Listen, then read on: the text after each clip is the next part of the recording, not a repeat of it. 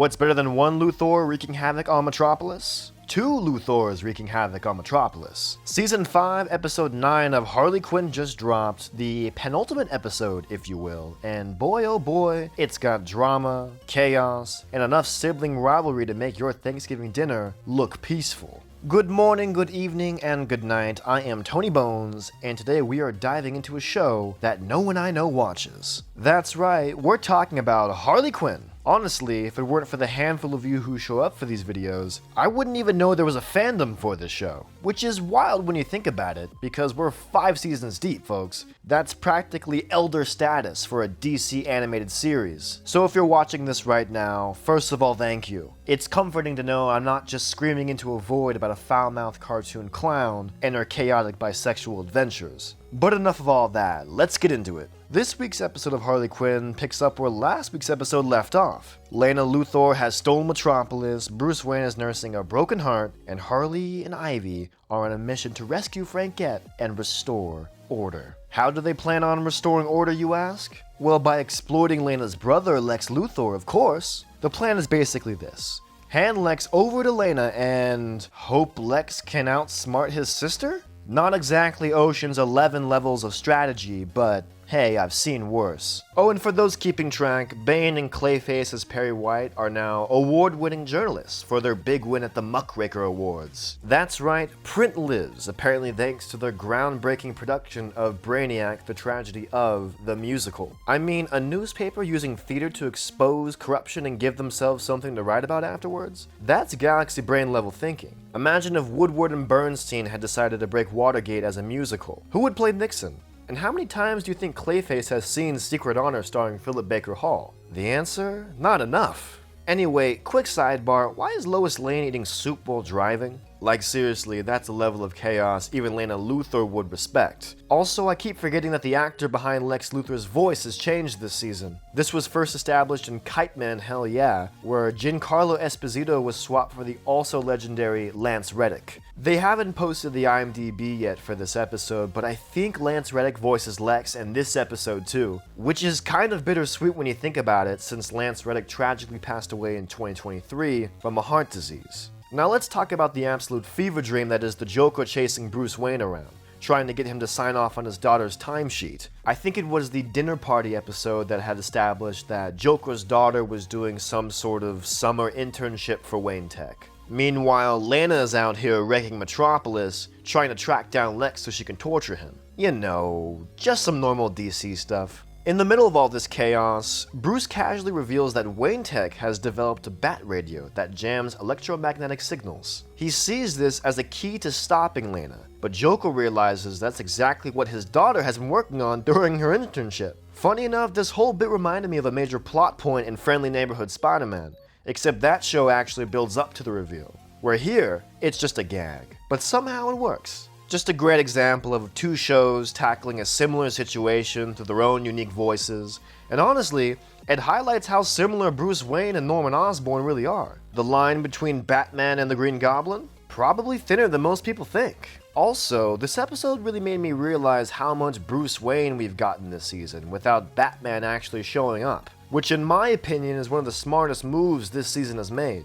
The writers clearly get the Batman fatigue that the culture is currently dealing with. And maybe this is a hot take, but I find Bruce Wayne far more interesting than Batman. Now, do you ever feel like we're all just little people living inside a bottled society? No?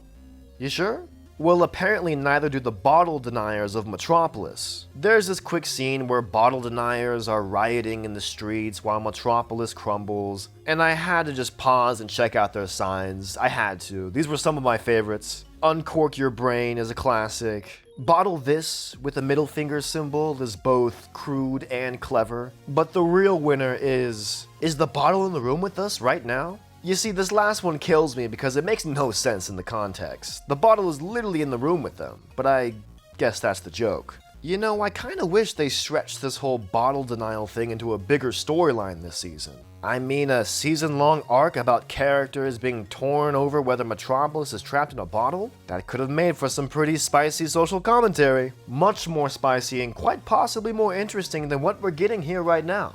With the finale approaching, I've been looking back on the beginning of the season when Lena was working with Ivy on that green initiative thing, and I'm still not entirely sure what the hell that was even about. Like, yeah, it's had some ripple effects on this season, but Lena's whole plan feels kinda all over the place and disconnected from that whole initiative thing. If it's supposed to be framed like this was her plan all along, well, I just have a hard time believing that. Also, it's hilarious to look at the fan theories from earlier this season versus where we actually ended up. The amount of people convinced that Jason Woodrue was gonna be some big endgame villain, absolutely laughable. The dude died in what, like episode 3 or something? Even I was convinced this was gonna come back in some sort of way. I was also kinda hoping that Lena would end up being more of a red herring. She was clearly shady from the jump, and it's almost too obvious for her to be the mastermind here. But hey, credit where it's due, the execution of her character has been pretty solid. I love Aisha Tyler, I'm a fan. And I really liked the flashback this episode of her messing with Lex's model of Metropolis as a kid, and then her admiring the bottled up Metropolis in the present. That's just good visual storytelling. But man, this show has been weirdly Luthor heavy the past 2 seasons. Am I the only one that's noticed that? I'm not complaining about it, I'm just saying this is an interesting shift for Harley Quinn. Anyway, Harley, Ivy, Harley's mom fly up to Brainiac's ship with Lex to confront Lena, who is deep in her villain bag until she comes face to face with Lex. They've got this whole sibling rivalry thing going on, and Harley's convinced that she can therapist them into resolving their issues. And they kinda do, except instead of hugging it out and calling it a day, they decide to team up and take over the universe. Yikes. In the process, they shrink Harley, Ivy, and Harley's mom, and trap them inside a glass bottle with Brainiac, who, by the way, has gone completely off the rails at this point. The episode ends with everyone at rock bottom. There's no clear way of stopping the Luthors. All hope seems lost. Or does it? So what's gonna happen next week?